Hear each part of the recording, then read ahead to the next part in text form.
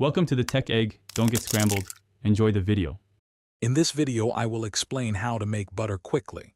Making fresh butter at home is surprisingly simple and requires just one main ingredient: heavy cream. For the best results, make sure your cream is very cold. You can use a stand mixer, a food processor, or even a jar for this process. It's a fun and rewarding kitchen project that yields delicious, fresh butter in minutes.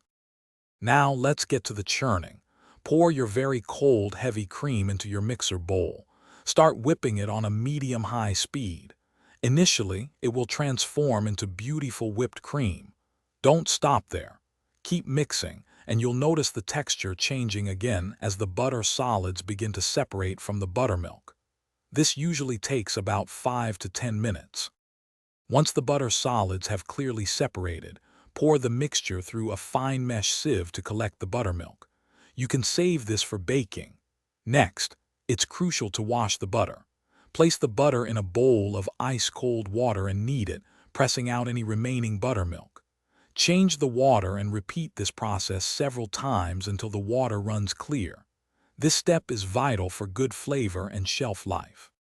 Now for the final touches. You can season your fresh butter with a pinch of salt, or leave it unsalted, depending on your preference. Shape it into a block or roll it in parchment paper. Store your homemade butter in an airtight container in the refrigerator, where it will stay fresh for about 1 to 2 weeks. It's perfect for toast, cooking, or baking. Be sure to check the description for a great book that can truly change how you think about money, as well as other deals. Thanks for watching. Consider subscribing if I helped unscramble your problems.